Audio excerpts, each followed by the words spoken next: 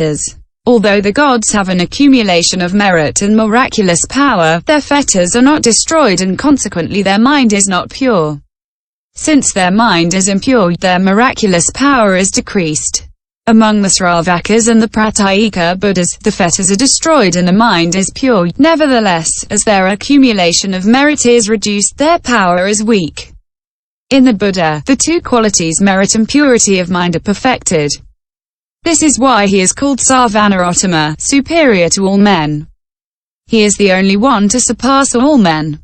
Other epithets. Bhagavat means endowed with qualities, as has been said above. He is also called Asomo, Asama, in the language of the seen, without equal. Asomo Somo, Asama Sama. Ibud, equal to that which is without equal. Lukiyanata, Lokanatha. Ibud, protector of the world. Polo Ka Ibud, having reached the other bank. Potianto, Vedanta. Ibud, venerable one. Chali Kana, Sriguna. Ibud, perfection of beauty. These are his innumerable epithets. His parents named him Siddhartha. In the language of the seen prophet realized one.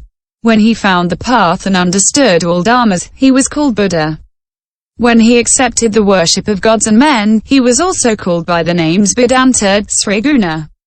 Thus, in various ways, names are given to him according to his qualities. The omniscient Buddha. Question. You are a partisan of the ksatriya clan. As son of King Suddhodana, the Buddha was called Siddhartha.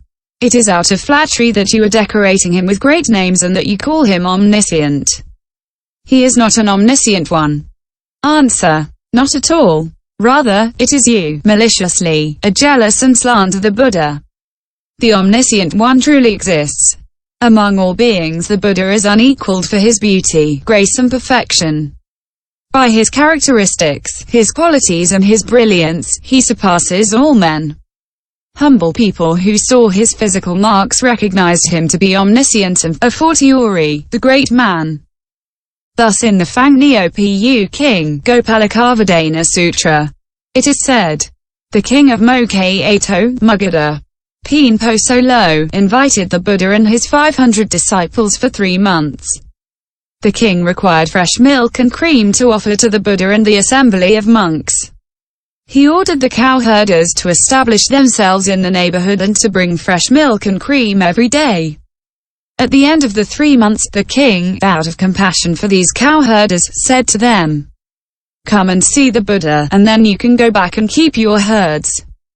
The cowherders, while coming to the Buddha, talked to one another along the way. We have heard it said that the Buddha is omniscient. We are lowly and humble, how could we judge if he is really omniscient? The Brahmins, who love cream, always come to visit the cowherders, they are friendly to us. Through them, the cowherders have heard speak of all kinds of works and brahmanical texts. They have spoken to us about the 4 Vedas, and the knowledge they contain. Therapeutic and military arts, astronomy, sacrificial rites, chants, teaching, dialectic. In brief, the 64 arts in use in the world. The son of Suddhodana is wise and learned. If he knows these things, we cannot object to him in any way. But he has not kept cows from the time he was born like we have. We will ask him about the secrets of breeding. If he knows them, he is truly omniscient. Single quote. While they were talking thus, they entered into the Tchouan Venavana, and saw the rays of the Buddha, which lighted up the woods. They approached the Buddha and saw him seated under a tree. He was like a golden mountain in size, like a butter lamp. He shone with great brilliance, like molten gold. He spread a golden light over the Venavana. The cowherders could not take their eyes off him, their hearts felt great joy.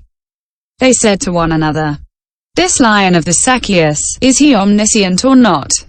When one sees him, one is forced to rejoice, the investigation is already conclusive. His rays of light are extremely luminous, his aspect is noble and grave.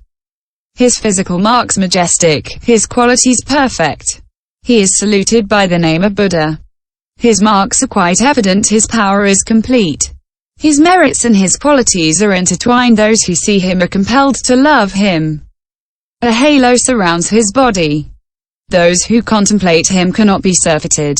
If the omniscient one exists, he must necessarily possess these qualities. All the paintings, jewelry, ornaments and images that would try to imitate this wondrous body are unable to equal it. He can fulfill those who contemplate him and cause them to find supreme happiness. By seeing him, one has absolute conviction that he is certainly omniscient. Having thought thus, they greeted the Buddha and sat down.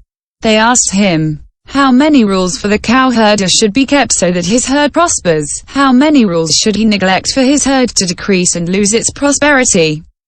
The Buddha answered, if he observes 11 rules, the cowherder is able to make his herd prosper.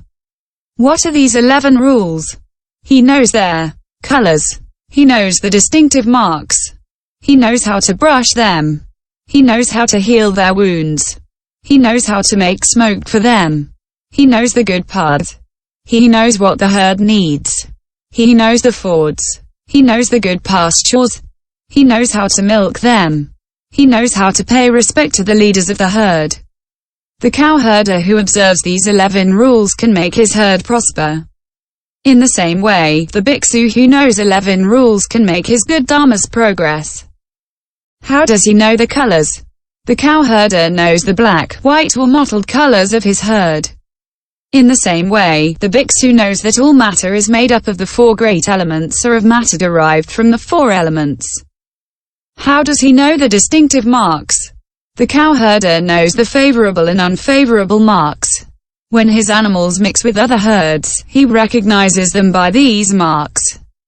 In the same way, the bhikksu, finding in someone the mark of good actions, recognizes him to be a wise person. Finding in someone else the mark of bad actions, recognizes him to be a fool. How does he know how to brush them? The cowherder brushes them and destroys the insects that drink the blood of his animals and aggravate their wounds. In the same way, the bhikksu chases away the insects of perverse views that drink the blood of the roots of good and aggravate the wounds of the mind. When he has chased them away, there is safety. How does he heal their wounds? The cowherder, with the help of cloth, herbs or leaves, heals the small stings caused by mosquitoes.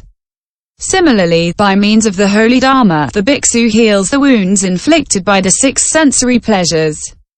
He does not allow himself to be stung by these bad insects called desire, hatred and ignorance. Why does he know how to make smoke?